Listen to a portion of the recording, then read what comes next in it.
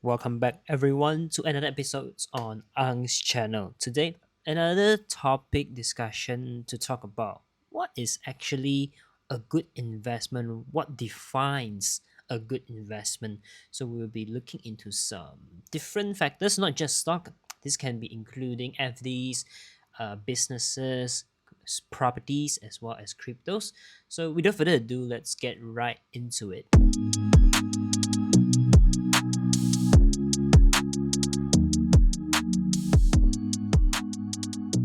So the definition of a good investment from my current view right now is that a good investment is being able to bring back great returns or just based on ROI, which is the return on investment. So whatever items or assets that we invested in, that being able to generate returns, generate cash flow, as well as generate capital gains, it's a good investment.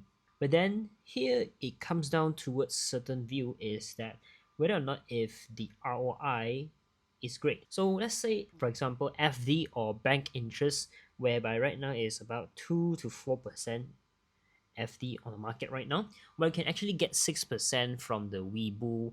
I think it's their MMF promotion, but it's just temporary. Just let's just take it in the median, which is going to be 3% for FD. So what is the inflation rate in Malaysia?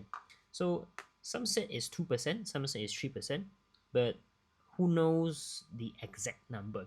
But as far as I know right now, whatever price that I am buying from then and now, for example, a cup of tea, a cup of coffee, McDonald's, the price actually went up beyond 10%. But let's just consider that the inflation rate is actually sitting at 8%. So the condition of the inflation, let's say, well, we actually talked about this topic before, but then I just want to bring up why return actually is important, but not actually as important because you don't want to be greedy. You don't want to because of hey, 4%, 5% is not enough. I'm actually not hedging against inflation. I want more, and which results you losing the whole profits, or you're just being greedy and then you don't exit the trade, and that could actually lead you to a loss or eventually a accumulation loss, which can eat up your time opportunities. These two ways. So inflation, let's say, is at 8%. So the profits from the FD for 4% are barely hedged against inflation. But let's say about stocks. So stocks average of return for S&P 500 about 6 to 8%. So this 6 to 8% is actually considered as hey, it's able to hedge against the inflation.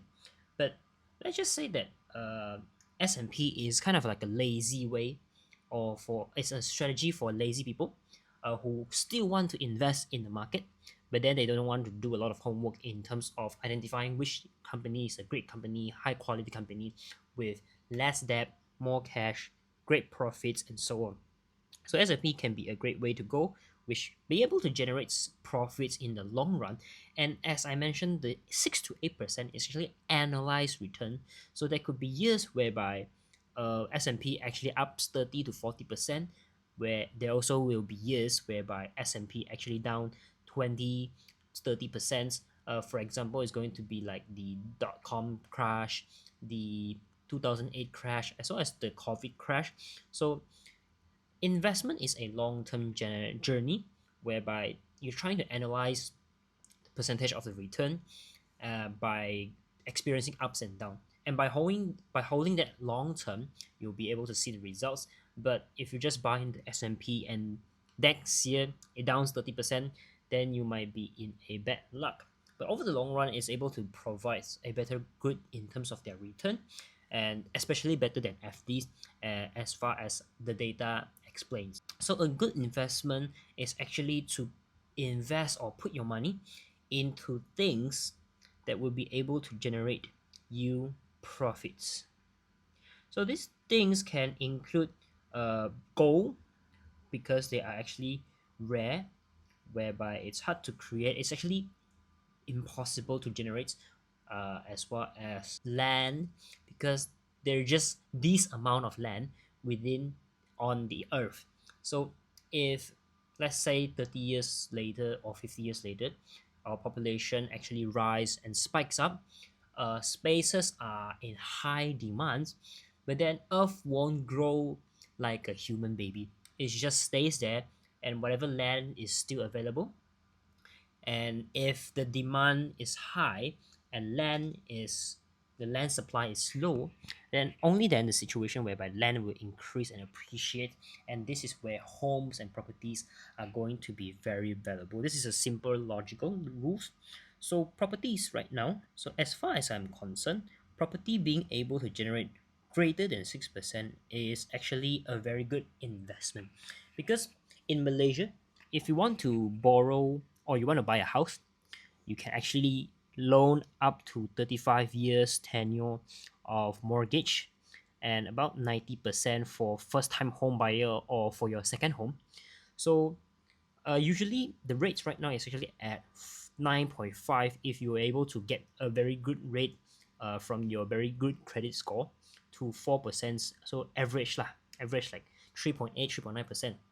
So if you will be able to provide or get rentals, you'll be able to get rentals greater than your installment, and this is where the cash flow gets positive, and you'll be able to generate not much, maybe like few $100 each month, from just renting out the space and then clear out your installments. So basically, you not only just gain few $100 in terms of cash flow, but you also gain in terms of equity building, because who is actually paying for your installment? So it's going to be the tenants who rent your place is going to pay for your capital as well as the interest to the bank. So basically, you are using others people money. So this is what most people call OPM.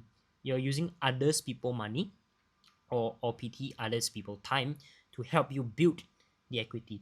So this actually, if you be able to generate 6%, it's actually quite good, because you're able to cover up the 4% of the loan, mortgage, or an installment, and perhaps you have some few $100 which you can actually use them to pay off your maintenance fees or your cukai pintu, but definitely it won't cover up all the expenses.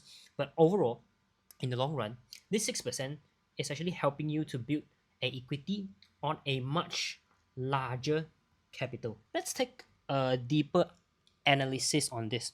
So when we say buying property, 6% on property does not make any sense, because 6% on US market, I can easily get what, 30, 20%, somewhat, right? But then you have to understand the stock or whatever, crypto or whatsoever, the 20% is on your capital. So for people like me, very small capital, around like RM 10K. So what is the 20% of 10K? Around like 2K, right? So the 6% on the property, how much?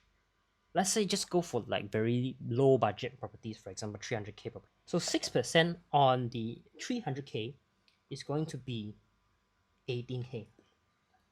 So you can see the amount. So basically, what I'm trying to say is just back to the same concept of OPM, whereby you borrow money from the bank. Yes, you are paying interest, but who is helping you to pay? Is the tenant.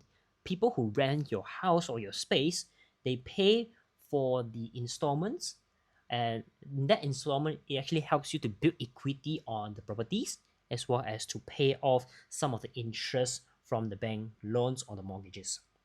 So it's important to actually consider the capital. So the capital plays a very important role, because yes, US stocks or crypto, so on, they can bring very high returns. But if you are not investing the same amount of capital as the properties, you start out with a small capital, then it just doesn't make sense, because as I said, 20% of 10K is just 2K. But if you leverage on the bank's money, and as well as your tenant's money, to build equity on the properties, you'll be able to obtain greater returns because although it's 6%, but it's 6% is based on a more larger capitals. And the rules actually switch after you actually gain a lot of money. But for example, right now, I have a lot of cash already. I have 100K. Then in this case, investing into the US market makes sense because 20% of the 100K is going to be 20K. So games changes based on your capital, but most of the people will actually say that they prefer to buy stocks because they don't like managing tenants, or they don't want to spend a lot of money in terms of their renovations and so on. So initially they don't have that amount of capital to start in terms of starting a investment in property or renting a property. So another type of good investment is, especially I want to introduce, is going to be self-investment. So self-investment includes you investing yourself in terms of your knowledge as well as your health and time. So these three things are the most important thing because you have to understand that in this world there is no such thing as real or truly retirement, because when people are bored they tend to find things to do in order to fulfill their life or whatsoever. Knowledge is one of the things whereby it can be any knowledge. It can be knowledge about cooking, baking, exercises, the movies, planets, ocean, skies, geographicals, anything that just keeps you active, keeps your mind busy. And in terms of health, it's very simple. It's just about getting or eating healthy foods. Make sure that you also enjoy some of the very good gourmet such as burgers and so on, but also make sure that you eat healthily, and as well as do exercise regularly, especially just work out at least 4 days a week. But if you're busy, just try to walk a lot, don't just sit down and so on, and it can actually be a great help in terms of providing and maintaining your personal health as well as time.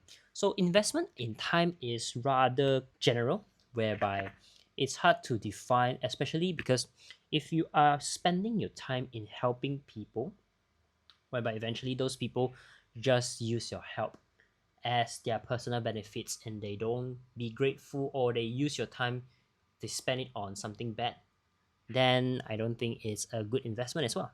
But if you spend time with your pets, your loved ones, your wife, your girlfriend, your family, on a very good meal, on a very good vacation, to see the world, enjoy the culture, as well as just talk, as well as share to help people, I think then the time invested is a good investment because you will be able to bring value as well as good memories for a lot of people and also for yourself. So that is the most important part. So beside, one more thing about good investment is going to be always buy things cheaper than their retail price. So this sounds like cheap, because if you have that kind of a money, why would you actually think about the price? But now I think about it, right? Because my thought previously is that if I'm rich, I can just buy anything I want without looking at the price.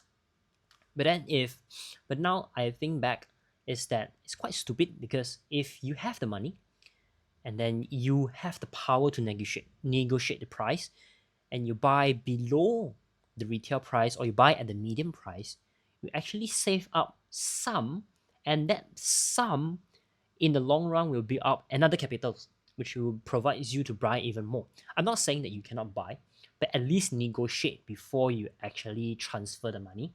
So it's always good to just ask for certain discounts or certain, or any additional values onto the things that you want to purchase or you want to buy.